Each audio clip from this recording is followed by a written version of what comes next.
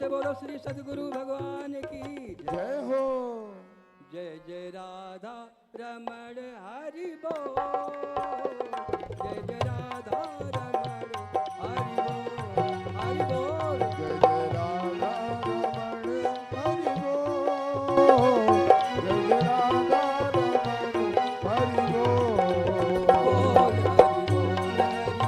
हरि बोल हरि बोल। जय जय राधा रमण हरि बोल। हरि बोल हरि बोल हरि बोल। जय जय राधा रमण हरि बोल।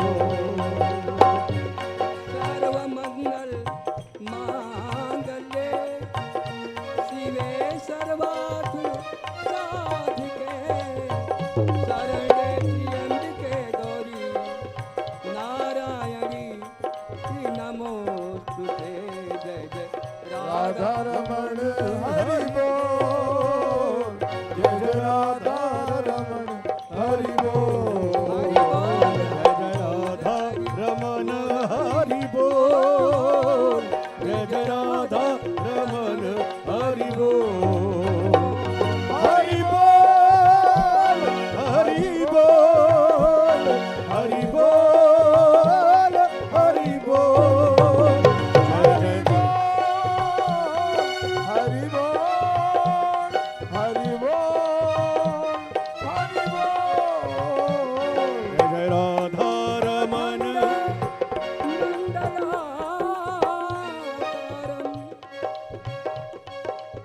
अखंड मंडलाकारं व्याप्तं येन चराचरं तत्पदं दर्शितं येन तस्मै श्री गुरुवे नमः। जय जय राधा हरि बोल। जय जय राधा रमण हरि बोल। जय जय राधा रमण हरि बोल। जय जय राधा रमण हरि बोल। जय जय राधा रमण हरि बोल। जय जय राधा रमण हरि बोल। हरि बोल हरि बोल हरि बोल हरि बोल। हरि बोल हरि बोल। नमः शिवाय पल पल पीता जाए ओम नमः शिवाय। ओम नमः शिवाय ओम नमः शिवाय नमः शिवाय बोलो नमः शिवाय। ओम नमः शिवाय ओम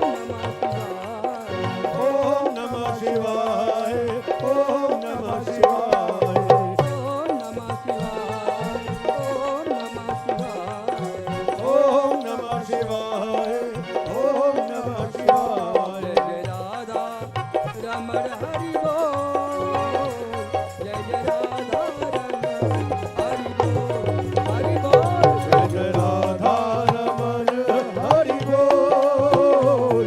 जय जय राधा रमण हरि बोल। हरि बोल। जय जय राधा रमण हरि बोल। जय जय राधा रमण हरि बोल। प्रेम से बोलो श्री करौली शंकर महादेव की। श्री सद्गुरु भगवान की जय। शक्ति स्वरूपा माता कामाख्या की जय। श्री गुरु माता की जय। सभी संतों की जय। गौ माता की जय। बोलो सच्चे दरबार की जय। हर हर महादेव। महादेव।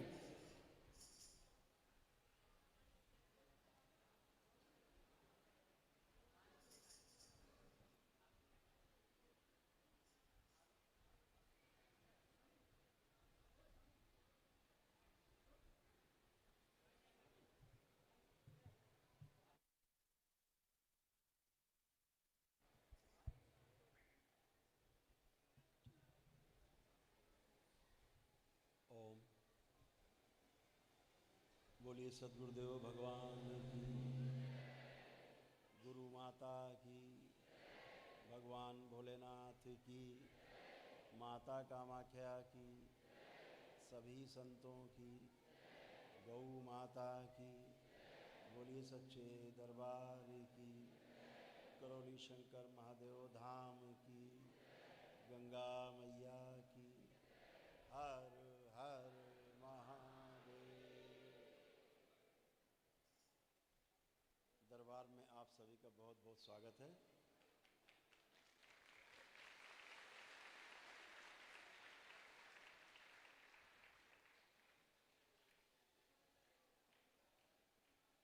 आज पूर्णिमा के इस पावन दिवस पर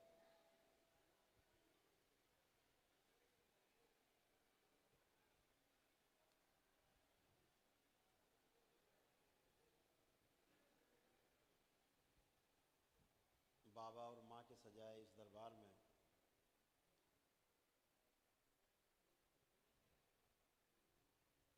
उस पहली सीढ़ी पर कदम रखने पर आप सभी का बहुत बहुत स्वागत है, जिसका आपको जन्मों से इंतजार है।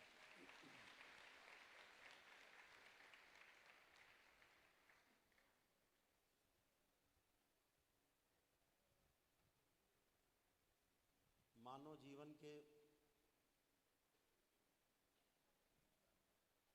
कुछ लक्ष्य हैं।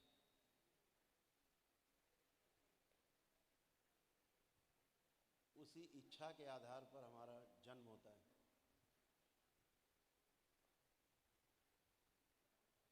वो अलग बात है कि हमारी वो इच्छा जन्म लेने के बाद दबी रहती है और बुढ़ापे में आकर के वो हिलोरे मारती है।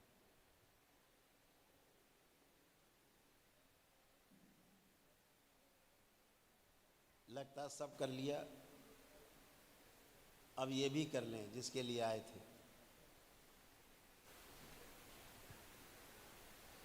दो रास्ते हैं।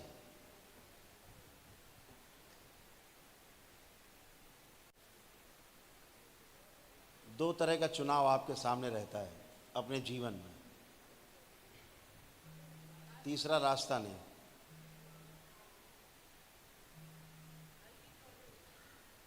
एक रास्ता है,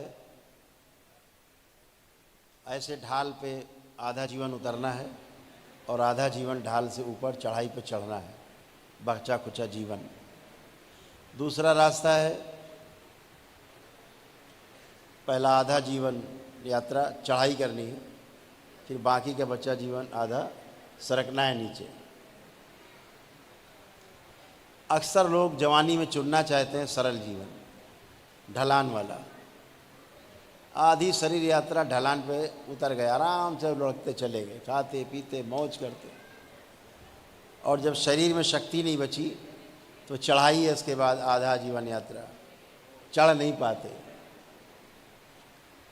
बिरला ही होता है जो चढ़ पाता नहीं, बीच रास्ते में ढुलंग के नीचे आ जाता। और जो अपनी जवानी में और जीवन यात्रा के पहले आधे चरण में चढ़ाई का यात्रा चुनते हैं, चढ़ाई के लिए यात्रा शुरू करते हैं, वो पथ चुनते हैं कि पहले चढ़ना है जीवन के आधे हिस्से में, फिर उतरने वाला हमारा रास्ता मिलेगा, ढाल वाला, जिसमें शक्ति नहीं लगानी पड़ेगी।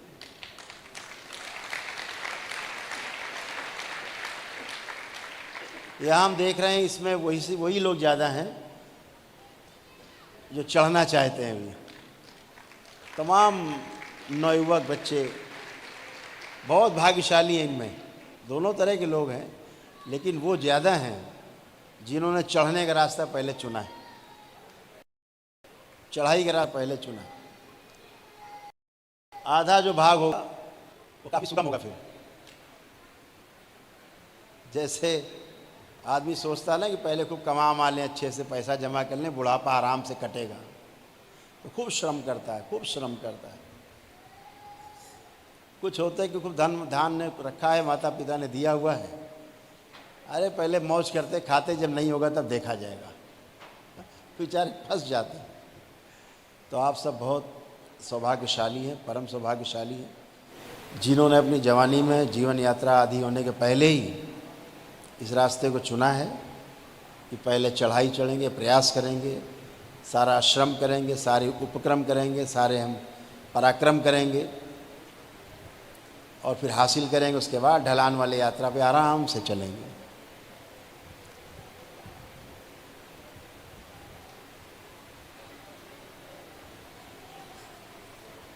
जब हमने ये आश्रम बनाना शुरू किया था तो हमारे मित्र लोग कहते थे, हमारे जो साधक मित्र थे वो भी कहते थे, क्या पागलपन है, अरे फैक्ट्री लगाते, मिल लगाते, कोई बड़ा कारखाना लगाते, अभी से आश्रम, अभी तो ठीक से जवानी भी नहीं आई, अभी आश्रम, पागल है। जब आपको आपके चलते हुए रास्ते में अगल बगल वाले खड़े लोग बोलने लगे पागल जा रहा है, समझ लेना बिल्कुल सही रास्ते पे जा रहे हो, एकदम सही रास्ता। ये अनुभव है मेरा निजी। जिस रास्ते पर चले और लोग कह रहे पागलपन है इसका, पागल है ये, बस समझो एकदम सटीक रास्ता, और गति पकड़ लो और स्पीड बढ़ा लो।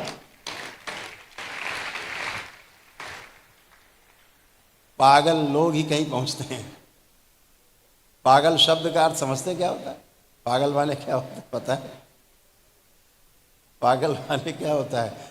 जो दूसरे के बनाए रास्ते पे ना चले उसे लोग पागल कहते हैं।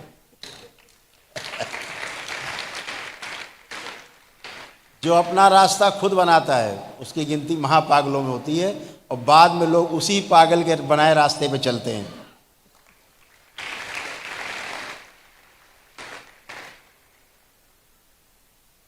तो अद्भुत है, बहुत लोग बहुत कुछ कहते, हम भी सुनते रहते, बहुत आनंद आता है कि रास्ता बिल्कुल सही चल रहा है। जीवन में आकांक्षाएं, अभिलाषाएं, इच्छाएं बहुत हैं, लेकिन वो व्यक्ति सर्वश्रेष्ठ है जो इच्छा विचार आशाओं में से सही की इच्छा करता है, सही चीज़ का विचार करता है और सही चीज़ की एक्सपेक्टेशन करता है, आशाएं करता है। वही व्यक्ति किसी मुकाम पे, किसी मंजिल पे, किसी लक्ष्य पे, अपने गोल को प्राप्त होता है। अनावश्यक इच्छाएं तो बहुत हैं, दिन रात चलती रहती हैं। समझदार व्यक्ति वही है जो इच्छाओं में से सही इच्छा का चुनाव कर ले। आप सभी को बहुत बहुत धन्यवाद कि आपने सही इच्छा का चुनाव किया है। बाबा के शरण में आप हैं, सही इच्छा का चुनाव किया है। अब उसी के अनुसार विचार चलेंगे, उसी के अनुसार एक्सपेक्टेशन रहेंगी, उसी के अनुसार आपके परिणाम आएंगे, उसी के अनुसार आपको अनुभव होंगे, उसी के अनुसार लोग आपका अनुसरण करने वाले लोग तैयार होंगे और आप प्रमाणित हो जाएंगे। आपको अनुभव हुआ, लोगों को प्रमाण मिला, प्रमाण मिलते ही लोग आपको स्वीकार कर लेते हैं। जब तक प्रमाण नहीं मिलता, पिता भी पुत्र, जो पिता पुत्र का रिश्ता होता है ना, पुत्र पिता को स्वीकार नहीं करता। जब प्रमाण मिल जाता है पिता से, वाकई में मेरा संरक्षक है और वाकई में मेरा पिता है, वात्सल्य इसका मुझे पूरा मिलता है, मेरे रहने खाने का, मेरे जो प्रगति का, मेरे जो हमारे एक्सपेक्टेशन को पूरा करने में मेरा ये ध्यान रखता है, पिता का मतलब पालने वाला, तो विश्वास होता है कि वाकई में मेरा पिता।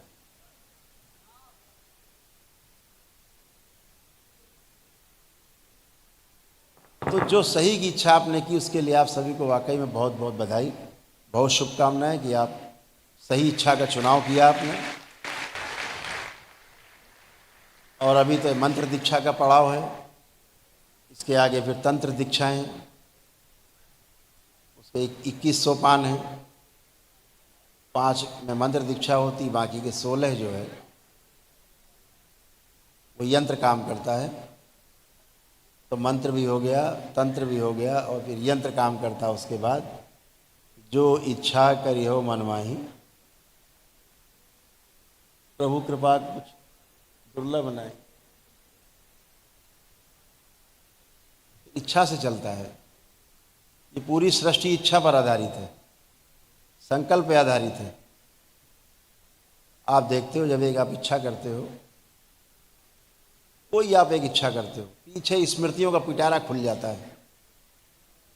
जैसे आपने सोचा केवल कि अभी जो है मैं नमकीन खानी है, एक विचार आया नमकीन खानी, उसके बाद दूसरा आएगा कौन सी नमकीन, पिटारा खुला, अब स्मृति का पिटारा खुला। कभी किसी कंपनी की खाई होगी, कभी किसी कंपनी की खाई होगी, कभी किसी दुकान वाले की नमकीन खाई होगी, ध्यान आएगा उसका, नहीं वो तो काफ़ी दूर है, तो पास में कौन है, तो ये है। ऐसे तमाम विचार चलने लगेंगे। इच्छा के चारों ओर विचारों का एक चलने लगता है सर्कस चारों ओर। जो विचार चलने लगते हैं उसके अनुसार आपको अंदर आस्वादन आने लगते हैं। इसकी खाई थी, ये वाला स्वाद है, नहीं ये वाला मिलता है, ये वाला स्वाद ज़्यादा अच्छा है। आस्वादन चलता मन में। तो इच्छा विचार आशाएं आपके चित्त में, आपके वृत्ति में, आपके मन में घूमती रहती है। और इन तीनों में जब चयन होता है तो बुद्धि इसका चयन करती है। इसका चयन बुद्धि करती है बाद में, कौन सा ठीक है, चलो कोई बात नहीं, वो दूर है कोई बात नहीं, ये पास में ये वाला ले आओ, इससे खा लेते हैं, आज यही खा के चलाते हैं। लेकिन आपका जितना भी चुनाव है वो आपके पिछली स्मृतियों के आधार पे है। फला दुकान की नमकीन आई थी, बहुत खराब थी, वहां से मत लाना, स्मृति पड़ी पीछे। शादी का एक कार्ड आता है, फला के यहाँ शादी जाना है, आप कार्ड देखते हो, अच्छा अरे बकवास आदमी है ये, खुल गया पिटारा पीछे। स्मृतियों का पिटारा खुला, इसने ये गड़बड़ किया था, इसने वो गड़बड़ किया था, इसने ऐसा किया था, इसने वैसा किया था, अरे इसके यहाँ नहीं जाना, टाइम फालतू नहीं, व्यवहार भिजवा दो, जाओ मत। किसी अन्य का कार्ड आता है, प्रिय है, आपका स्मृति खुलता है पिटारा, अरे ये तो हमारे बहुत क्लोज है, हमारी फलां जगह मदद की थी, हमेशा हमारे साथ खड़े रहे, हमेशा हमारे साथ में रहे, और बहुत अच्छे आदमी हैं, लोगों की मदद करते हैं, सज्जन आदमी है, हाँ इसके यहाँ जाना है। कैसे चुनाव किया, पीछे पड़ी हैं स्मृतियाँ। आप अपनी स्मृतियों के आधार पर ही चुनाव करते हैं। ध्यान रखो, ये जो मंत्र दीक्षा आप ग्रहण करने जा रहे हो ये अनायास नहीं है, इसके पीछे भी स्मृतियाँ पड़ी थी आपके पूर्व जन्मों की, जिसके आधार पे आपने चयन और आस्वादन के आधार पर चुनाव किया है कि बाबा से मंत्र दीक्षा लेके बाबा के शिष्य बनना है। बिना स्मृतियों के कुछ भी नहीं, स्मृतियों के आधार पर ही हम चुनाव करते हैं। कोई भी चुनाव, अच्छा हो या बुरा हो, चुनाव हमारा स्मृतियों के आधार पर ही, दूसरा कोई रास्ता नहीं। स्मृतियां हमारे जीने का आधार हैं। स्मृतियां हमारे जीवन यात्रा को सुगम भी बनाती हैं और दुर्गम भी बना देती हैं। स्मृतियां हमें अच्छा भी रखती हैं, स्मृतियां हमें खराब भी कर देती हैं। स्मृतियां अच्छा स्वास्थ्य देती हैं और स्मृतियां खराब बीमारी भी देती हैं। तो स्मृतियों के आधार पर आपने चुनाव किया है कि हमें अब बाबा के भक्त से बाबा का शिष्य बनना है। दरवाज़ा आपका खुला, आपका रास्ता खुला, और बाबा के आलिंगन में आप सब एक साथ समाये हुए हो अपनी अपनी स्मृतियों के आधार पर। तो आप सभी का बहुत बहुत पुनः स्वागत। इस निर्णय में दरबार आपके साथ है, जिसलिए आपने मनुष्य योनि में जन्म लिया, उसमें आपका स्वागत है। और सभी को शुभकामनाएं कि आप आगे बढ़ सकें, जिसके लिए आपने जन्म लिया है, और आगे जा सकें, तंत्र दीक्षा में भी जा सकें, और 21 लेवल तक आप उसको पार कर सकें और पूर्ण हो सकें। जैसे कि बाबा पूर्ण गुरु के सानिध्य में ही, जैसे बाबा हैं माँ हैं, तो पूर्ण गुरु के सानिध्य में ही आप पूर्ण हो सकते हैं, अन्यथा पूर्ण होने का कोई उपाय संसार में उपलब्ध नहीं है, अपूर्णता ही रहेगी। तो आप सभी एक छोटा सा एक संकल्प करेंगे और उसके पश्चात फिर शुद्धि हो।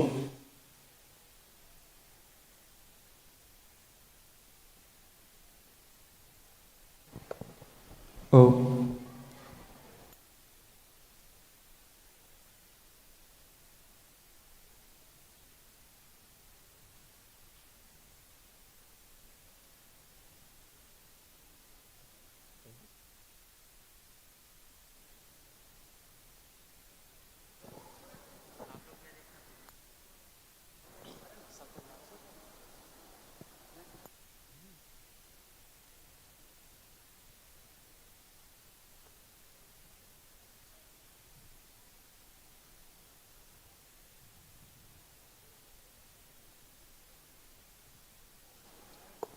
ओ नमस्ते। हर हर महादेव। हमारे करुण शंकर महादेव को कोटि कोटि प्रणाम। यस्याग्रे द्राट द्राट दुट दुट ममलम टन टन टन टन टन टन टम डम सम डुडम सम डुई डुई चकितम भूपकम भूयनालम तैलम तैलम तु तैलम कुकुकुमम कम कम कम कम कम यायसे विप्रगाहे सरस्वती सबल पादुवच दचूरम। देखिए सब, ये हमारे कलु शंकर महादेव है। हमारे महादेव को कोटि कोटि प्रणाम। साथ ही जो बाबा के भक्त यहाँ बैठे हैं उन्हें भी कोटि कोटि प्रणाम। साथ ही जो विदेशों से भक्त आए हैं हमारे बाबा के, उन्हें भी हमारे भारत में सादर आमंत्रण और कोटि कोटि प्रणाम। और साथ ही जो यूट्यूब में हमारे कार्यक्रम देख रहे हैं उन्हें भी कोटि कोटि नमन। मेरा नाम सुप्रिय चौधरी है। मैं शंकर सेना आसाम अध्यक्ष और इंटरनेशनल एस्ट्रोलॉजिकल कॉन्फ्रेंस का एग्जीक्यूटिव बोर्ड मेंबर बोल रहा हूँ। हमारे साथ डॉक्टर अरुण पाल है जो आनंदमय ज्योतिष महाविद्यालय के प्रिंसिपल, साथ ही इंटरनेशनल एस्ट्रोलॉजिकल कॉन्फ्रेंस के कन्वीनर है। साथ ही अन्य बोर्ड मेंबर्स डॉक्टर दीपामानी तालुकदार और डॉक्टर गौरव राव ही हमारे साथ उपस्थित है। ये एस्ट्रोलॉजिकल कॉन्फ्रेंस हर वर्ष भारत में होता है और इस बार हमारे आसाम प्रदेश के गुवाहाटी में ये कार्यक्रम होगा। ये कार्यक्रम नवंबर 15, 16, 17, 2024 को होगा। इस कार्यक्रम में हमारे भारत के सीएम से लेकर गवर्नर तक सभी आमंत्रित है। साथ ही पूरे दुनिया से अनेकों एस्ट्रोलॉजर्स और प्रसिद्ध महावास्तु स्पेशलिस्ट भी उपस्थित रहेंगे। इस कार्यक्रम में हम अपने बोर्ड मेंबर के साथ हमारे करुण शंकर महादेव को एज ए चीफ गेस्ट वहाँ में आमंत्रित करने के लिए आए हैं। हम चाहते हैं कि आप हमारे महादेव आसाम आए, हमें एक संदेश दे और साथ ही हमें आशीर्वाद दे कि हम लोग ये कॉन्फ्रेंस बढ़िया से कर पाए और अपने स्मृति महाविज्ञान के से जो आप हम लोगों के कष्ट को टाल रहे हैं, अनेकों ज्योतिषी वहाँ उपस्थित रहेंगे, उन्हें भी आप इस ज्ञान से सबको आशीर्वाद दे और हमारा मार्गदर्शन करें। तो इसी के संदर्भ पे हम अपने इनविटेशन लेटर आपको देना चाहते हैं कि आप आए हमारे आसाम और हमारे आशीर्वाद दे और हमें अपना मार्गदर्शन प्रदान करें।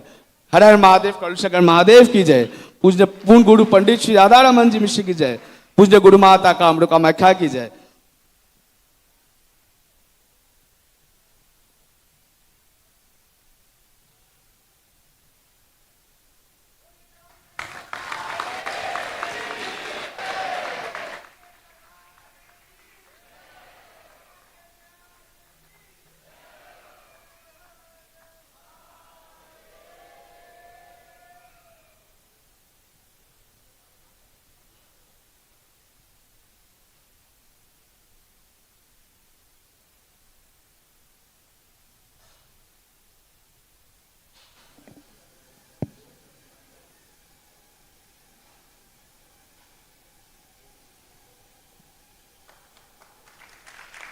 बोलिए सदगुरुदेव भगवान की। हर हर महादेव। शंभु हरि हर।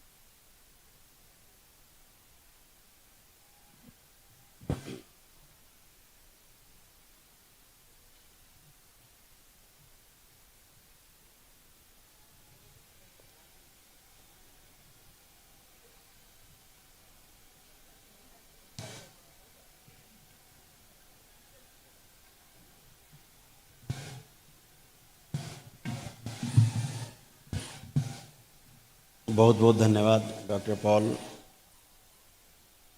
सुप्रियो और साथीगण सभी।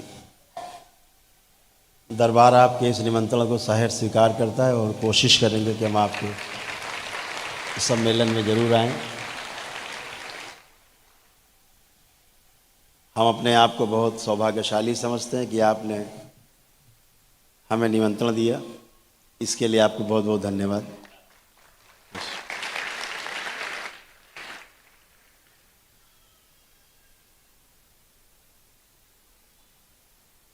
हर व्यक्ति, हर संगठन, हर समुदाय, राष्ट्र और सारे संगठन मिलकर कुछ ना कुछ अच्छे अच्छे काम कर रहे हैं। सबका शुभ करने का ही लक्ष्य है, शुभ करना ही सबका लक्ष्य है। ये अशुभ कहाँ से हो जाता है?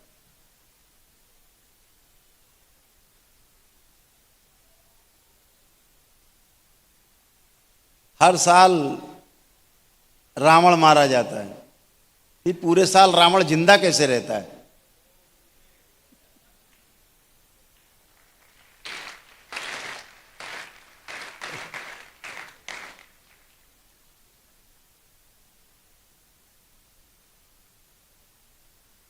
आवश्यकता उस रावण को जलाने की नहीं है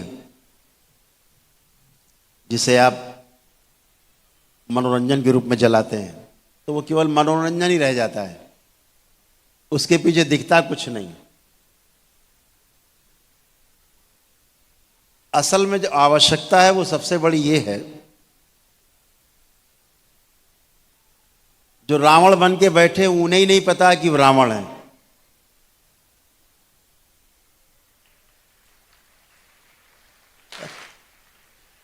उन्हें नहीं पता है, रावण को भी नहीं पता था कि वो रावण है। अगर ये पता होता कि इतनी बदनामी मिलेगी रावण को, तो सीता हरण ही नहीं करते बेचारे। वो सीता हरण नहीं करते। हर आदमी हर काम को अच्छा मान के करता है। ये मनुष्य जाति की सबसे बड़ी एक, कह लीजिए कि बीमारी कह लो, और चाहे उसकी आदत कह लो। चोर भी चोरी करता तो जस्टिफाई किए रहता है उसको। इसके यहाँ चोरी करेंगे, इसने सबका माल मारा है, बहुत इसने चूसा है लोगों को, इसी के यहाँ चोरी करते हैं, जस्टिफाई किए हुए कि ये आदमी डकैती डालता सबके यहाँ, इसके हम चोरी करेंगे, तो इसके यहाँ चोरी करना अपराध नहीं है। अपने अपने हिसाब से जस्टिफाई किए रहता है। ये जो जस्टिफिकेशन है कहाँ से आता है? ये परिस्थितियां नहीं है जो जस्टिफाई करता है आदमी, ये स्मृतियां हैं जिसके आधार पे आदमी अपने आप को जस्टिफाई किए रहता है। गलत को भी सही मान के गलत काम करता रहता है, जीवन भर गलत काम करता है और सही मान के करता है। ऐसा कोई आदमी नहीं मिला हमें आज तक जो गलत काम को गलत मान के करता रहा हो, कर ही नहीं सकता। गलत काम को सही मान के करना ये मनुष्य का स्वभाव बन गया है, जबकि मनुष्य का स्वभाव ये बिल्कुल भी नहीं है। मनुष्य का स्वभाव है सही को मानना, मान करके जांचना और जांच करके अपने आचरण में लाना। आ ही जाएगा आचरण में, जांचता है, असली स्वभाव तो ये है। लेकिन स्मृतियां उसको जांचने नहीं देती, स्मृतियां उनको सही का ज्ञान नहीं होने देती, फिर आदमी गलत ही करता रहता है। मेरे सामने कितने लोग रोज आते हैं, पति पत्नी झगड़ा करते हुए आते हैं, माता पिता बच्चों में तनाव देखते सामने रहते हैं, कैसे कैसे जीते हैं लोग, जी नहीं पाते। आप सब उन चीज़ों से निकल के आए हैं। जैसे स्मृतियां नष्ट होती हैं, आपसे अच्छा बच्चा कोई नहीं, आपसे अच्छा माता पिता कोई नहीं, आपसे अच्छा पति पत्नी कोई नहीं, तो सारी स्मृतियों के आदमी दास हैं। स्मृतियों के कारण ही हम, खराब स्मृतियों के कारण, जो खराब स्मृतियां हैं उनके कारण हम समस्या में ग्रस्त रहते हैं और उल्टे सीधे काम करते रहते हैं और गलत को सही मान के करते रहते हैं। जिस दिन ये स्मृतियां नष्ट होती हैं और आप होते हो सिर्फ, तो आप डिसीजन ले पाते हो कि नहीं ये सही है और ये गलत है। फिर आप सही का चुनाव करते हो और सही रास्ते पर चलते हो। जैसे आपने अपने को बाबा से मंत्र दीक्षा के लिए अपने को तैयार किया, सही की इच्छा का चुनाव किया, तो ये सही की इच्छा का चुनाव तब कर पाए अब जब गंदगी गई, स्मृतियां नष्ट हुई। जब तक वो नष्ट नहीं होती तब तक हम गलत को सही मान ही रहते। अरे चलो देखा जाएगा, अभी बहुत उम्र लंबी पड़ी है, ऐसे कर करके बहुत लोग समय काट देते हैं। बहुत ये भी देखा मैंने, इस देश के अंदर नहीं पूरी दुनिया में देखते हैं, अपने देश में कुछ ज़्यादा ही है। यहाँ लोगों को गुरु बनने का बड़ा शौक है, गुरु बनने का शौक बहुत जबरदस्त है, गुरु कहलाने का ही बहुत शौक है। शिष्य बनने नहीं चाहता कोई, और 90% शिष्य इसीलिए बनते कि हमको गुरु बनना है। भैया आप पहले से ही गुरु हो, स्मृतियां हटाओ गंदी, आप गुरु हो ही, आप केंद्र में ही हो। जब तक स्मृतियां रहती हैं आप परिधि पर नाचते रहते हैं, बार बार परिधि पर नाचने वाला शिष्य है, केंद्र में पहुंच जाने वाला गुरु है। तो आप तो पहले से गुरु हो। गुरु बनना नहीं है, गुरु तो होना है। गुरु एक बार होना घटना है, गुरु बनता थोड़ा ना है कोई, ना गुरु बन सकता है कोई, ना गुरु बना सकता है। गुरु तो होता है, गुरु होना है, गुरु एक घटना है होना। गुरु बनने का कोई चांस नहीं है। जहाँ गुरु बनने का प्रयास किया फंसे, पता लगा शिष्य भी नहीं बचे। मैं बहुत देखता हूँ दरबार से 2-4 नाम आते रहते हैं, बिल्कुल दंड लेके बैठ रहा है, आजकल छड़ी लेके घुमा रहा है। अब कहते बहुत अच्छा कर रहा, वो पहले ही गुरु बन गया है, बने बनाया गुरु था पहले से ही, उसको केवल नकल करनी। बहुत लोग करते दरबार की नकल, आप देखो तमाम यूट्यूब पे कैसे लोग नकल करते हैं दरबार की बहुत नकल करते हैं। मैं कहता हूँ चलो कुछ तो कर रहे हैं बेचारे लोग, वहाँ जाएंगे धक्के खाएंगे, फिर लगेगा गलत जगह आ गए, फिर सही जगह ढूंढेंगे, अच्छे कर्म होंगे तो बाबा का दरबार मिल जाएगा, उन्हें रास्ता मिल जाएगा। कम से कम ढूंढने में तो उसका यात्रा चालू रहेगी। तो हमेशा ध्यान रखो, अधगल बोलते क्या, अधजल गगरी छलकत जाए, अधूरा ज्ञान खतरे जान। बहुत खतरा है अधूरे ज्ञान में। तो जो अधूरा ज्ञान है न इस पार जाने देता वापस, न उस पार जाने देता वापस। चतुर लोग जो होते हैं आपका दुरुपयोग करते हैं और आनंद करते हैं, मजे करते हैं। बहुत लोग हैं, उनका दिन भर देखो यूट्यूब पे भाषण आ रहा है, उनका मुंह नहीं बंद हो रहा है, बोल रहे हैं मेरे 20 रोग हैं 25 रोग हैं, मरे जा रहे हैं, लेकिन मुंह नहीं बंद हो रहा है।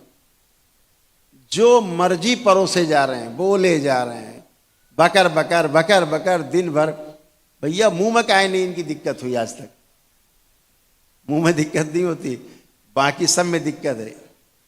हार्ट फेलियर है, किडनी फेलियर है, लीवर जा रहा है, पेंक्रियास जा रहा है, सब कुछ डैमेज हो रहा है, लेकिन बक बक बक बक बक बक नहीं बंद हो रही है। उल्टी किए जा रहे हैं और लोग ताली बजाए जा रहे हैं, क्योंकि ताली बजाने वाले खाली बैठे हैं, उनका काम ताली बजाना है। कुछ भी बोले। एक हम कथा सुनते थे, एक यहाँ जेके मंदिर है,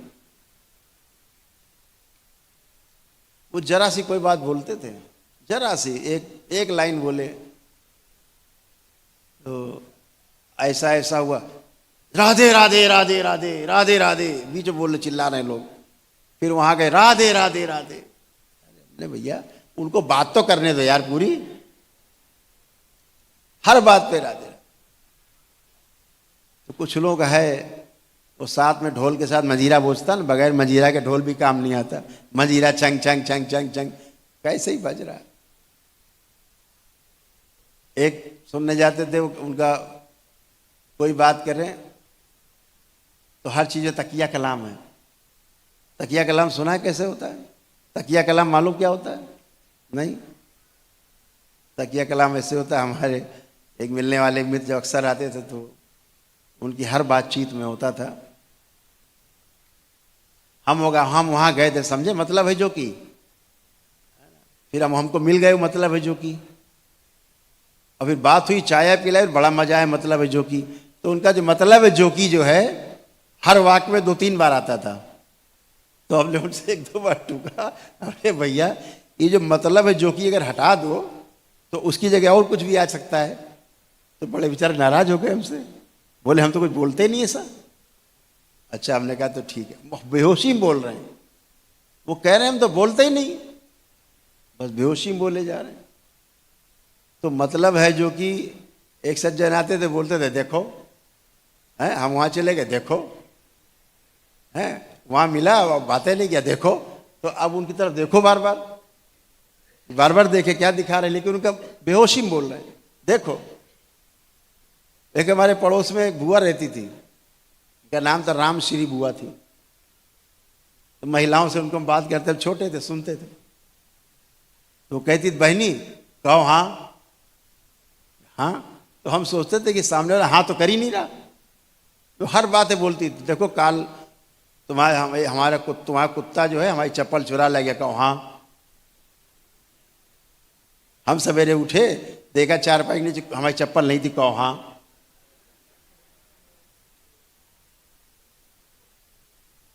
और फिर देखो झगड़ा हो जाएगा, कहो हाँ। तो कहो बेहोशी, एक बेहोशी होती, बेहोशी में ही बोले जा रहे हैं, कुछ भी बोले जा रहे हैं। तो ये लोग बेहोशी में बोल रहे हैं, शरीर के अंग प्रत्यंग खराब हैं, लेकिन बेहोशी में इतना लंबा लंबा बोले जा रहे हैं, इतना लंबा बोले जा रहे हैं, कथा किए जा रहे हैं पूरी, कुछ का कुछ बोले जा रहे हैं।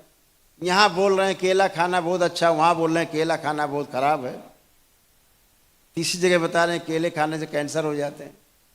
पता नहीं क्या कहना चाहते हैं, यही नहीं समझ में आ रहा कहना क्या चाहते हैं लोग, लेकिन कहे जा रहे हैं और लोग ताली बजाए जा रहे हैं, हाँ में हाँ मिलाए जा रहे हैं। तो हाँ में हाँ मिलाना भी जैसे पागल होता है ना, पागल, तो पागल के साथ पागल झगड़ा करे, या पागल के साथ बैठ के आदमी झूठ मूठ में खा रहा है, वो भी खा रहा है, वो परोस रहा है, वो खा रहा है कुछ नहीं, परोसे जा रहे हैं, वो खाए जा रहे हैं। तो ऐसे मिल करके ढोल के साथ ही डंडा, बगैर ढोल डंडे के बगैर बजता नहीं है, डंडा मतलब पीट पिटाई हो। तो बेहोशी में बोले जा रहे हैं लोग, बेहोशी में चले जा रहे हैं, सुने जा रहे हैं, जो किताबों में लिखा है रटे हुए हैं, बोले जा रहे हैं, बोले जा रहे हैं, बोले जा रहे हैं, थक नहीं रहे। और बेचारे जो सुन रहे हैं वो भी नहीं थक रहे हैं, विडंबना तो ये भी है, वो भी नहीं थक रहे, क्योंकि सुनाए कौन, सुने कौन। परंपरा में होता आया ऐसा। तो प्रवचन होते हैं, प्रवचन जितने भी होते हैं, प्रवचन का मतलब यही है, जिस आदमी को अनुभव हुआ है जीवन में उसने अनुभव किया है, जब वो बात तो बोलता है तो उसको प्रवचन बोलते हैं। किसी व्यक्ति ने अपने जीवन में कोई अनुभव किया है, उस अनुभव की बात जब किसी को बोलता है तो उससे प्रवचन बोलते हैं। प्रवचन मतलब प्रमाणित वचन। प्रमाणित कैसे हुआ? उसके अनुभव से। किताब से पढ़ के बोल रहे हैं वो सूचना है, अनुभव नहीं है, वो इन्फॉर्मेशन है, नॉलेज नहीं है। नॉलेज में, इन्फॉर्मेशन में बड़ा फर्क है, सूचना में और ज्ञान में फर्क है। सूचना आप प्राप्त करते हैं और ज्ञान को आप उपलब्ध होते हैं, दोनों में फर्क है। सूचना आप प्राप्त करते हैं, सूचना आप उपलब्ध करते हैं अपने लिए, और ज्ञान में आपको उपलब्ध होना पड़ता है, ज्ञान को आप उपलब्ध होते हैं, दोनों में फर्क है। एक में मिट जाना है पूरा पूरा, और एक में अंबार लगा लेना है ढेरी सिर के ऊपर।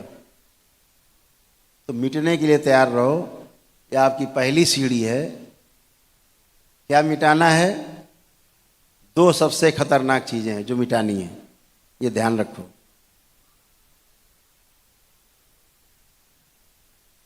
दो चीजें सबसे खतरनाक हैं इस संसार में। कल हम बच्चों से चर्चा कर रहे थे। आपको जिसको मुक्ति कहते हैं, मोक्ष कहते हैं जिसको हम लोग, कि 84 लाख योनियों के जन्म मरण के बंधन से मुक्त हो जाए। इस कलयुग में दो सबसे बड़ी खतरनाक चीजें हैं। अगर इनसे आप मुक्त हो गए तो मोक्ष आपका क्षण भर में है, और इनसे मुक्त नहीं हुए आप तो ये मोक्ष आपके लिए सपने से ज्यादा कुछ नहीं है। पहली सीढ़ी है, सबसे पहली सीढ़ी,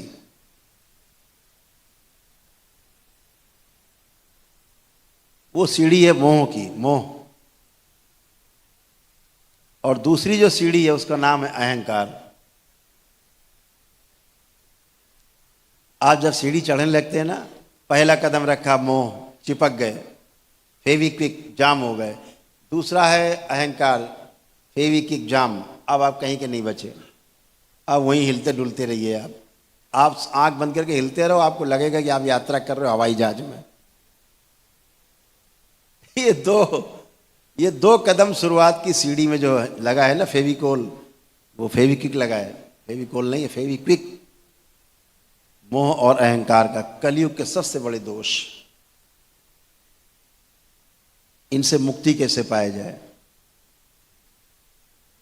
कैसे मुक्ति पाएंगे मोह से और अहंकार से? मोह छूटता नहीं, अहंकार बने रहता है। हम जो अपने कपड़े पहने रहते हैं ना, उसी का अहंकार बना रहता है। और तो छोड़ो, धन संपत्ति तो बाद में आएगी, अपने कपड़े का ही अहंकार रहता है, उसी में तो मोह रहता है ना। जिस दिन आप कपड़ा पहन करके भी अपने को वस्त्र विहीन देखने लगेंगे, उस दिन आप इन दोनों सीढ़ी से मुक्ति पा जाएंगे। ये ध्यान रखिएगा। छोटा सा सूत्र है, यहीं से शुरू करना। कपड़ा पहनकर भी अपने आप को वस्त्र विहीन महसूस करना।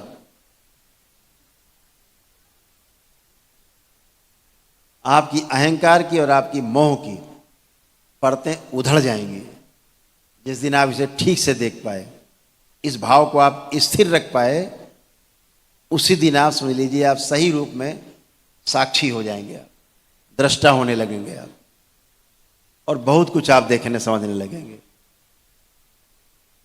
और जिस दिन अपने कपड़े पर मोह बना रहे, अहंकार बना रहे, मेरा कपड़ा उससे ज्यादा अच्छा, तेरी कमीज से मेरी कमीज ज्यादा सफेद, समझ लेना दोनों पैर फेविकोल पे नहीं, फेविक्विक पे चिपके हुए हैं, कोई गति नहीं। गति साक्षी भाव में होगी, दृष्टा भाव में होगी। तो आप सब बहुत समझदार हैं, बहुत अच्छा करेंगे आप जीवन में। आप में से कम हम आशा करते हैं कि 10% लोग तो जरूर आपके बीच से तंत्र के 21वें पावदान को टच करेंगे, प्राप्त करेंगे।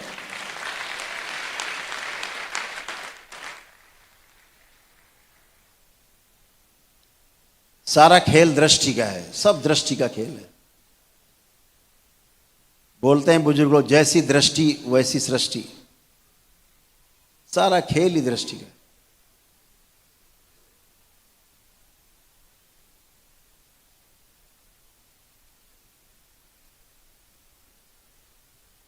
हमारे इस देश में जितना काम हमारे ऋषि मुनियों ने किया है,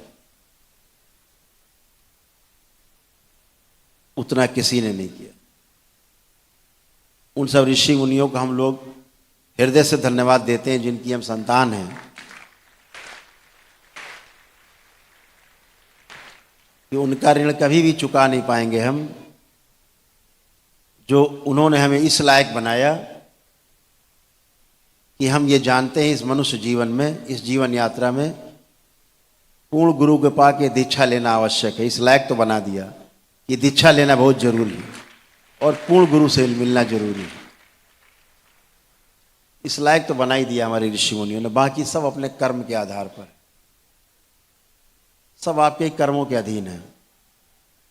और हम ये आशा करता हूं कि आप सभी बाबा माँ के बताए रास्ते पे चल के बहुत अच्छा कर पाएंगे, आगे बढ़ पाएंगे, अपने को, अपने परिवार को, अपने कुल का नाम रोशन कर पाएंगे, और सभी को अच्छे से आगे आने वाली पीढ़ियों को भी संदेश दे के जाएंगे कि जैसे आपने जीवन को अपनाया, आचरण में वो भी लाएं, पिछली पीढ़ियां भी, जो अगली पीढ़ियां आएँ, पिछली पीढ़ियों का अनुसरण करें, और जैसे आपने अच्छा अच्छा जीवन जिया है वैसा आपके पीछे आने वाली पीढ़ियाँ भी जो हैं वो अच्छा जीवन जिएं, और जिस लिए मानव जीवन प्राप्त हुआ है, मनुष्य यात्रा, मनुष्य शरीर की यात्रा शुरू हुई है, वो लक्ष्य को प्राप्त करें। ऐसी शुभकामनाएं आप सभी को हैं कि आप और आपका परिवार, आने वाली पीढ़ियाँ सभी स्वस्थ, सुखी और संपन्न हो और सही दिशा को प्राप्त हो। तो आप सभी लोग एक छोटा सा संकल्प है, उसके लिए तैयार हो जाएंगे। उसके पश्चात फिर अगला कार्यक्रम शुरू होगा। आप सभी लोग जो दीक्षा के लिए बैठे हैं, सभी लोग अपने अपने बाल चोटी जरूर खोल के रखेंगे।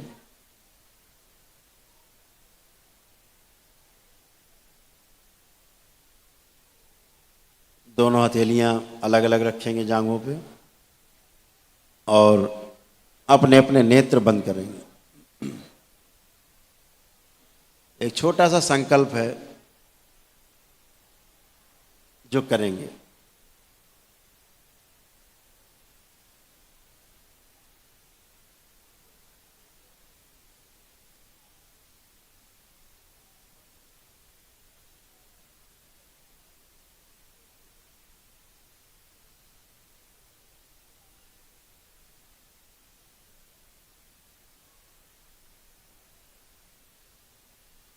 नेत्र बंद, सभी लोग अपने अपने हृदय में भगवान भोलेनाथ को ध्यान करें।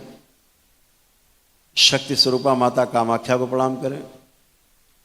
परम पूजनी बाबा जी को प्रणाम कर लें और गुरु माता जी को प्रणाम करें।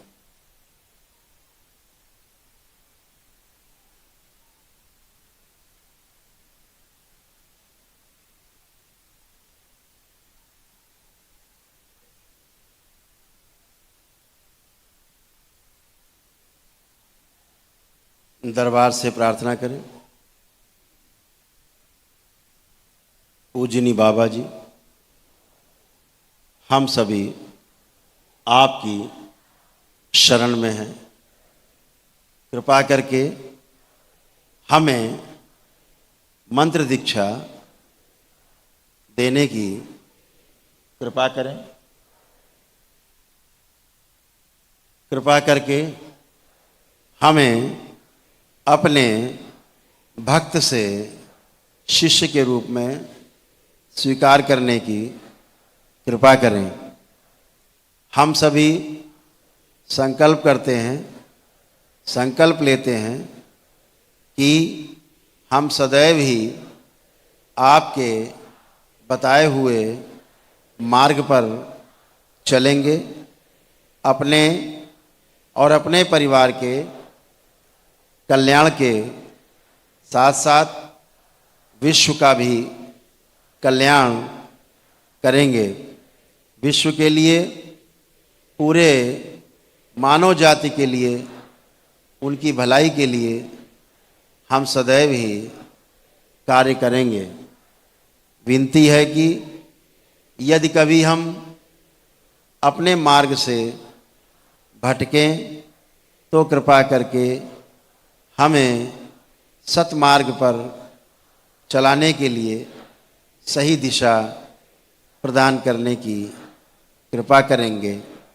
विनती है कि हमें अबोध समझकर अपनी शरण में रखेंगे और सदैव ही अपने ज्ञान से हमें प्रकाशित करेंगे और इस जीवन यात्रा में हमें 84 लाख योनियों के जन्म मरण के बंधन से मुक्त होने में हमें हमारी सहायता करेंगे और हमें अपना आशीर्वाद प्रदान करेंगे। हम सदैव ही आपके ऋणी रहेंगे। ओम। इनका संकल्प पूर्ण किया जाए सभी का। शुद्धि,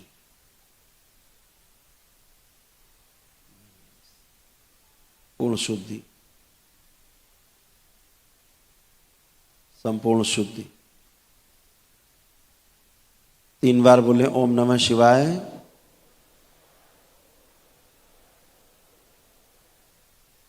दोनों हथेलियां आपस में रगड़ें, अपने अपने नेत्रों पे रखें, ऐसे 3 बार करके, और धीरे धीरे अपने अपने नेत्र खोल देंगे।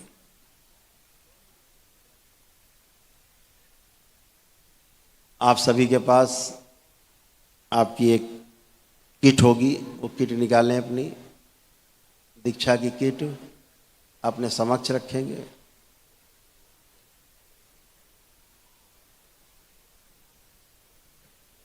उसमें माला होंगी रुद्राक्ष की 2 पैकेट, उन्हें बाहर कर लें। शिवलिंग केवल रहने दें उसमें।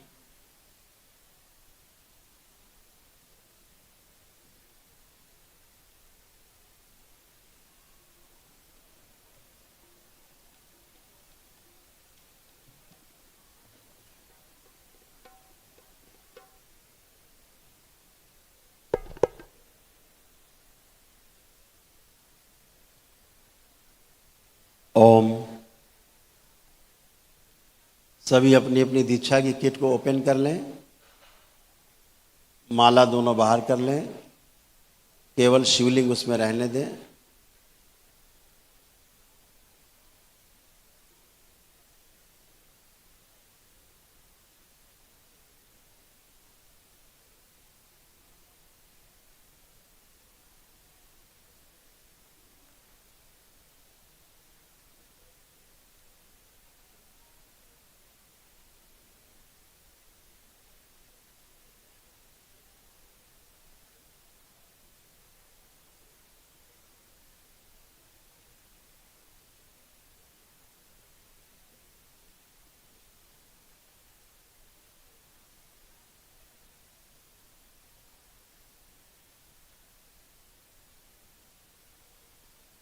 सर्वप्रथम आपके पास जो जल होगा उससे 3 बार ओम नमः शिवाय, ओम नमः शिवाय बोलते हुए शिवलिंग पर जलाभिषेक करेंगे।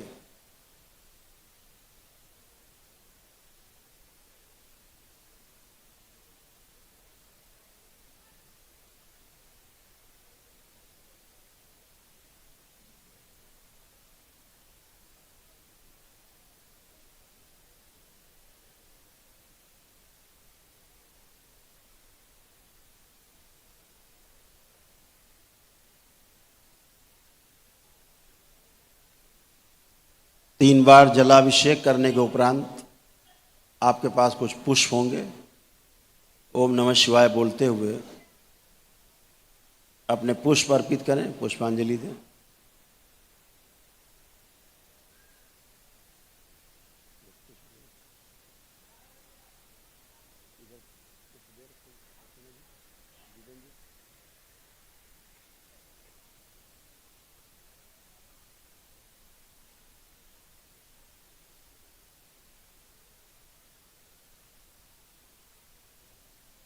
अभी आपके पास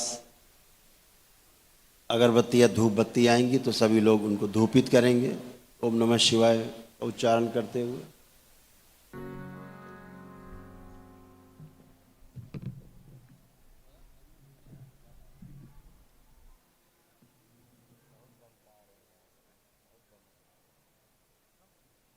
सभी लोग पुनः से नेत्र बंद करें,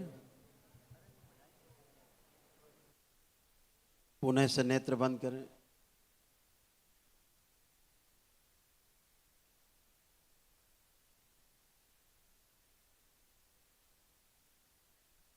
जैसे भी आपने शिवलिंग पर जलाभिषेक किया, जल अर्पित किया आपने, फिर आपने पुष्प अर्पित किए 3 बार ओम नमः शिवाय बोल के, फिर आपने धूपित किया, धूप से आपने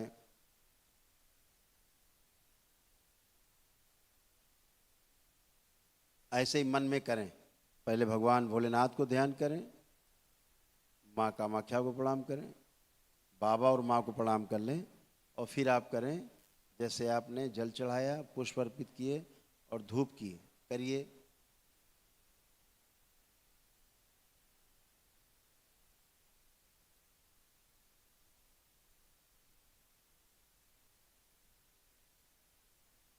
इतना करके 3 बार बोलेंगे ओम नमः शिवाय।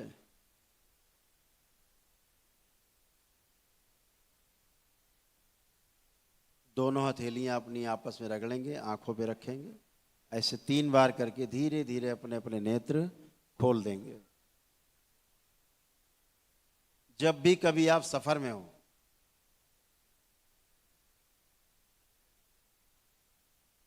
और अपनी दैनिक पूजा पाठ और जप न कर पाए, आपको लगेगा अधूरापन है,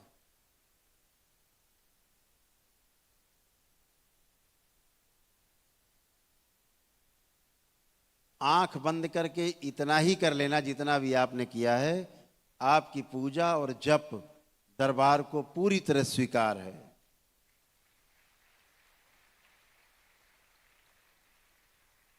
और इसके पश्चात आप बिल्कुल अपने आप को तरोताजा महसूस करेंगे।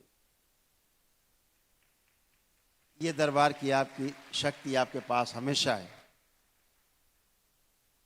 हमेशा है शक्ति आपके पास।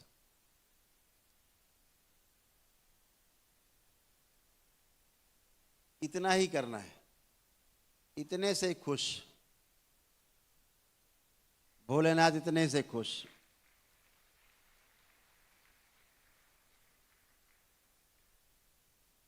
कभी किसी काम में बिजी है, नहीं समय मिल पा रहा है, इतना ही कर लिया, हो गया काम उस दिन का, पूजा हो गई आपकी। इतनी सरल पूजा।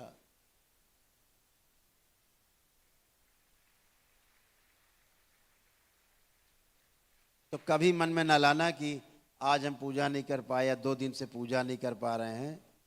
इतना ही आपने किया, हृदय से स्वीकार है दरबार को। दरबार मान लेगा कि आपने 4 घंटे पूजा की है दरबार की।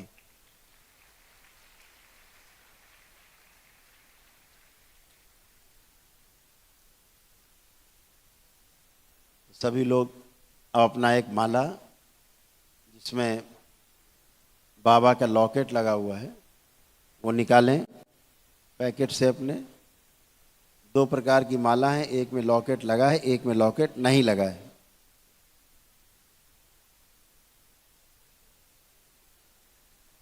जिसमें लॉकेट लगा है उसे शिवलिंग को अर्पित करें ओम नमः शिवाय बोलते हुए।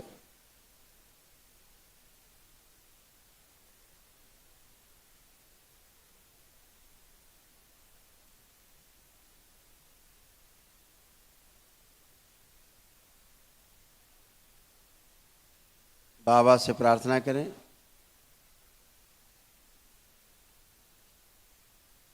कि पूजनी बाबा जी, यह है जिसमें आपका चित्र, रुद्राक्ष का माला हमें प्रदान करने की कृपा करें, ताकि हम इसे गले में सदा के लिए धारण कर सकें। प्रार्थना करें मनी मन में, और 3 बार ओम नमः शिवाय बोलते हुए इस माला को उठाएं शिवलिंग से और अपने अपने गले में सभी लोग धारण करेंगे, पहन लें इसको।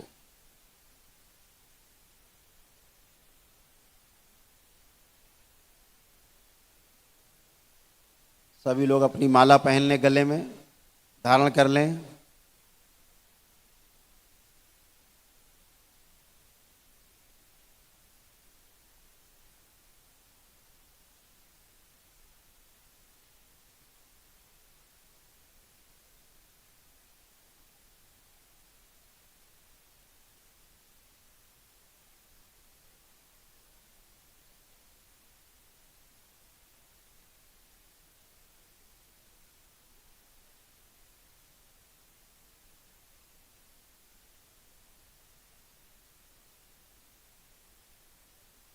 अब दूसरी माला है आपके पास, उसको भी इसी प्रकार से, जिसमें लॉकेट नहीं है, शिवलिंग पर ओम नमः शिवाय बोलते हुए अर्पित करें।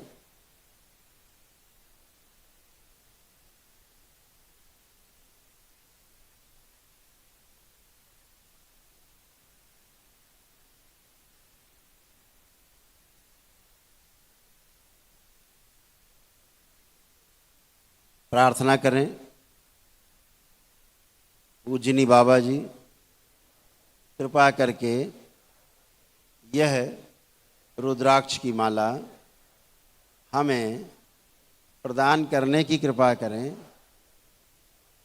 ताकि हम आपके द्वारा दिए गए मंत्र का जाप इस माला के माध्यम से कर सकें। आपकी बड़ी कृपा होगी।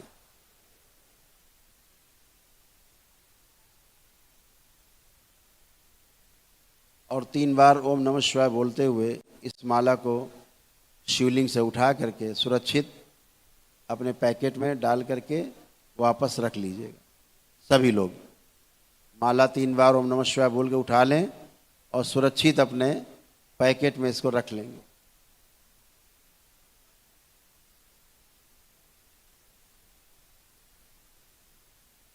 जो आपको मंत्र मिलेगा इसी माला से आप इसको जाप करना है आपको।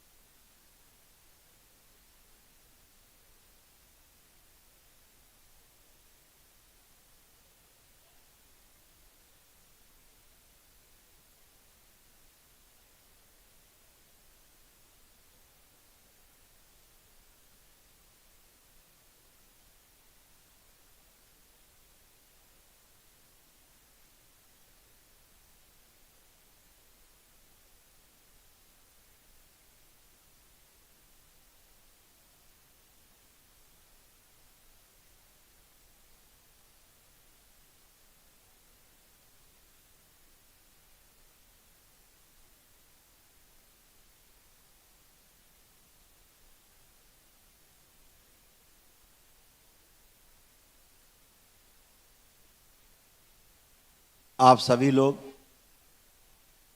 ये जो दंड है इसको ध्यान से देखेंगे।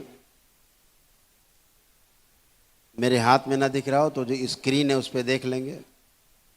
देखते जाएं, इसको ध्यान से देखेंगे।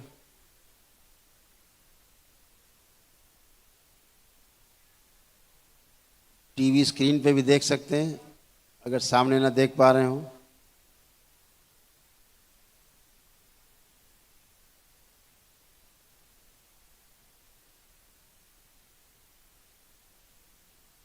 ध्यान से देखना, ये आपकी स्मृति में बना रहेगा। ये क्षण जब भी आप आंख बंद करके देखना चाहेंगे इसको आप सोच विचार सकते हैं, देख भी सकते हैं जैसे हम दिखा रहे हैं। ये देखते जाएंगे, आपकी शुद्धि होती जाएगी। ओम संपूर्ण शुद्धि।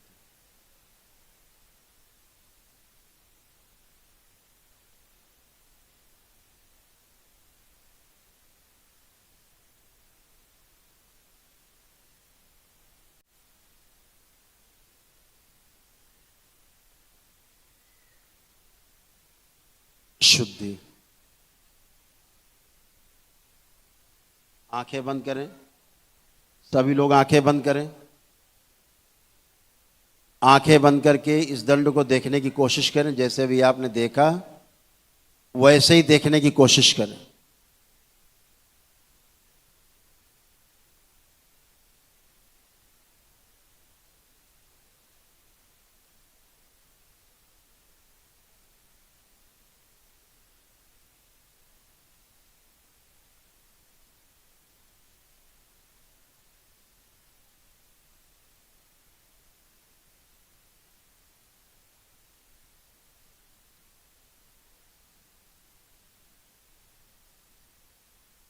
ओम 3 बार ओम नमः शिवाय बोल के आंख खोल लें।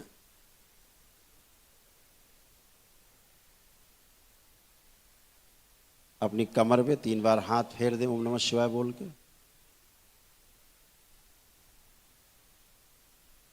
जब भी जीवन में कोई कष्ट आए आंख बंद करना है। उस समय कुछ नहीं समझ में आए तो आंख बंद करना है, बाबा माँ को प्रणाम करना है, भोलेनाथ माँ कामाख्या को प्रणाम करना है। और जैसे भी आप दंड देख रहे थे आंख बंद करके केवल इस क्षण को याद करना, इसी क्षण को याद करना कि दंड आप देख रहे हैं। 10 सेकंड भी आप देख लेंगे, 3 बार ओम नमः शिवाय बोल के जैसे आप आँख खोलेंगे, जैसे अभी आपने खोली, कोई समस्या हो अंदर ही अंदर बोल देना, बाबा मेरी ये समस्या आ गई। समस्या जिस कारण से हो रही है वो स्मृति नष्ट कर दी जाए, तत्क्षण आपके सामने एक द्वार खुलेगा।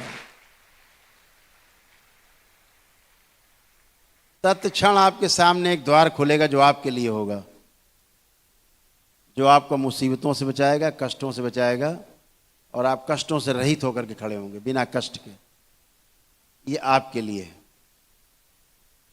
लोग कहते हैं ना कि कोई जब एक रास्ता बंद करता है तो ईश्वर 100 रास्ते खोलता है।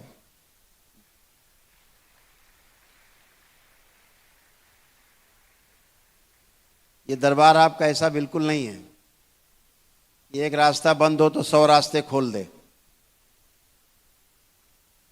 ये दरबार आपका ऐसा है कि जब 100 रास्ते बंद होते हैं तो दरबार एक रास्ता खोलता है, सही का रास्ता।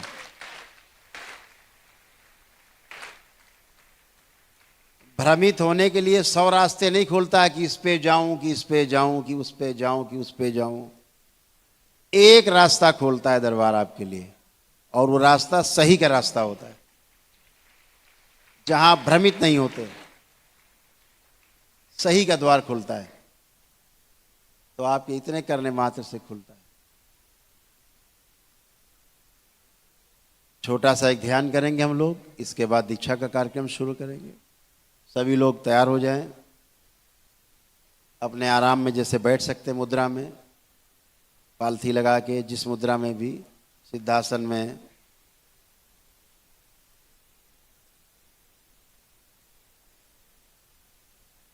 जो भी आपको अच्छा लगता हो, सिद्धासन, पद्मासन, सहज आसन।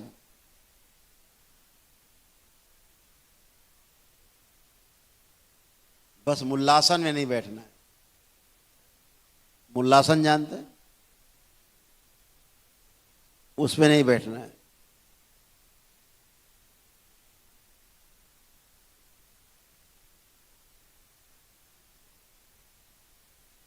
आपने गांधी जी को बैठे देखा है कभी? चरखा काटते हुए, रघुपति राघव राजा राम, ईश्वर अल्लाह सबको नाम बताते हुए ऐसे कुछ बोलते थे। उस वाले आसन में नहीं बैठना।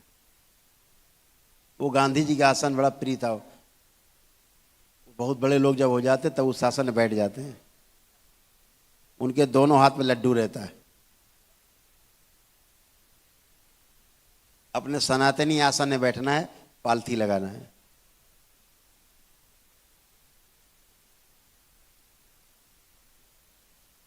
रीढ़ की हड्डी सीधी, एकदम कमर सीधी।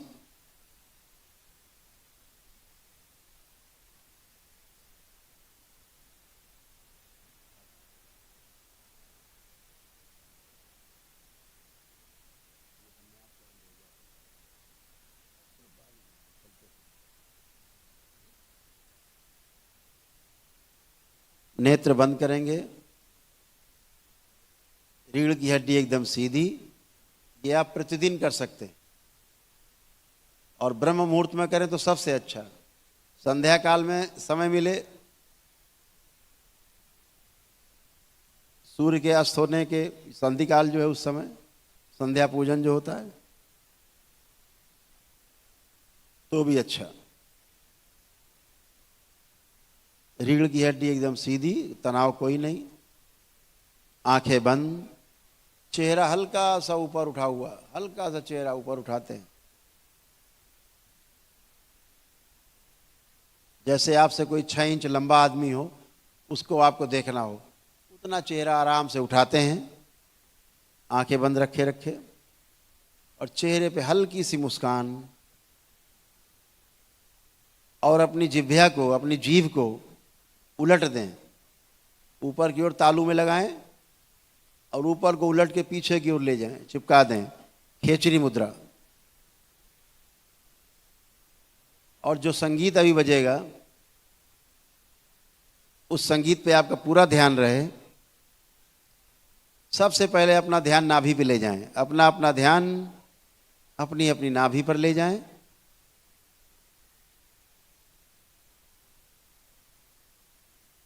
नाभि से धीरे धीरे धीरे धीरे ऊपर की ओर चलेंगे। धीरे धीरे उठते हुए अपने चेस्ट पर आए, छाती पर, हृदय स्थल पर, वक्ष स्थल पर। ऊपर की ओर गति और करें, धीरे धीरे धीरे धीरे चलते हुए गला जहाँ से शुरू होता है वहाँ पहुँचे और ऊपर चलें। गले से होते हुए ऊपर अपनी ठुड्डी पर, मुंह पर, नाक से होते हुए मस्तक पर पहुँचें और जहाँ माताएं बहनें बिंदी लगाती हैं दोनों भवों के बीच में, दोनों आईब्रो के बीच में स्थिर हो जाए आज्ञा चक्र पर, कूटस्थ पर स्थिर हो। पूरा ध्यान यहीं पर रहे। जो संगीत बजेगा इस संगीत का आपको पीछा करना है। एकदम जैसा लगे कि संगीत इसी जगह से आज्ञा चक्र से आपके मस्तक के बीच से निकल रहा है, इसको ध्यान से सुनना है, छूटने न पाए, इसको ध्यान रखना है। जैसे संगीत शुरू हो इसके साथ साथ चलना है, इस बात का ध्यान रखना है। ओम। सभी दोष स्तंभित कर दिए जाएं। शिव। इनका भूतकाल का द्वार बंद किया जाए, भविष्य का ही बंद, मां की दृष्टि का। शिव।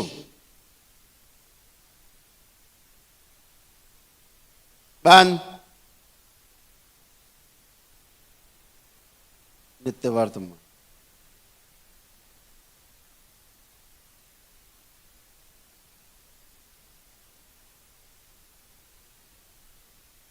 कुंडलिनी सक्रिय। सभी की सड़ी गली कुंडलिनी निकाल के स्वस्थ कर दीजिए, सक्रिय कीजिए, अधोगामी से ऊर्ध्वगामी कर।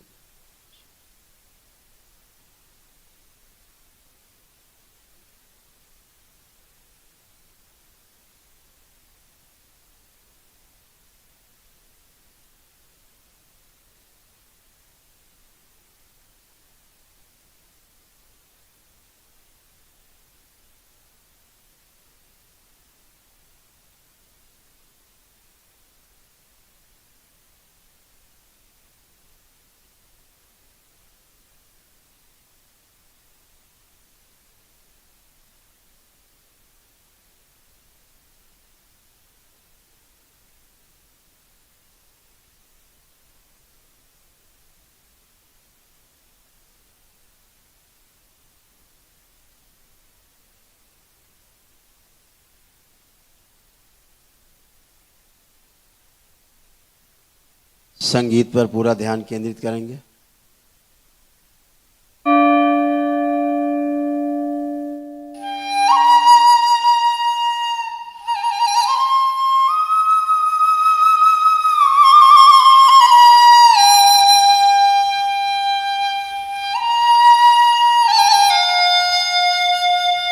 द्वार खोल दिया। da da da da da da da da dinna ginna ginna ginna da da da da da dinna ginna da dinna ginna ginna da da din da da dinna ginna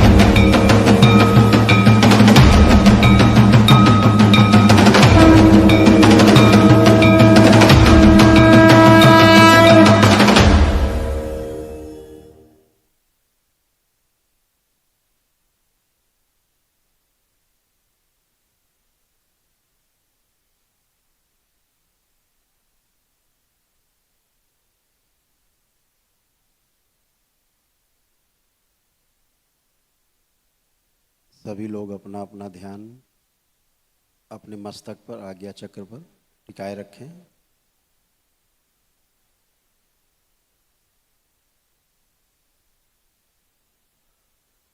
ओम वापस लाए जाएं सभी। सभी लोग वापस अपने अपने मूल स्थान पर। सभी लोग वापस अपने मूल स्थान पर स्थिर हो। शिव।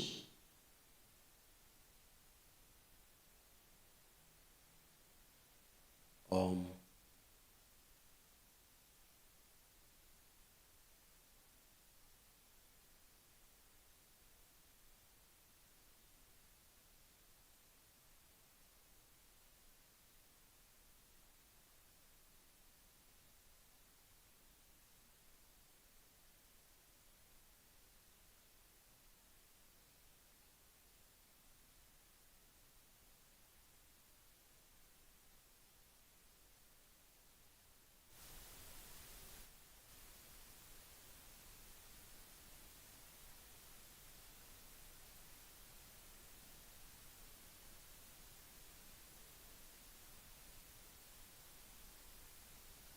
शुद्ध।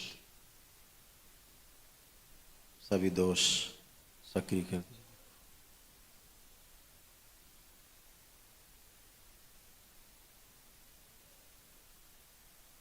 ग्रंथियां बंद की जाएं। गणेश द्वार खोला कर रखा जाए। ओम। 3 बार बोले ओम नमः शिवाय।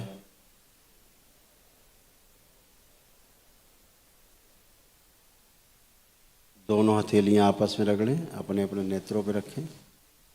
ऐसे 3 बार करके धीरे धीरे अपने अपने नेत्र खोल दें।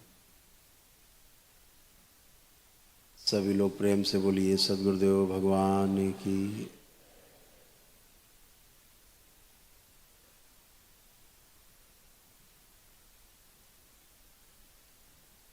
ऐसे आप ध्यान अपने घर में भी कर सकते हैं। YouTube में संगीत पड़ा हुआ है, जिसको सुनते हुए आप ध्यान कर सकते हैं। आराम से रोज कर सकते हैं।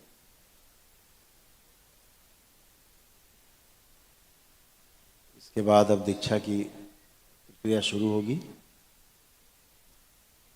अभी दरबार के सेवक आपको सब व्यवस्थित करेंगे और एक एक करके दीक्षा के लिए सभी लोग तैयार हो जाएंगे।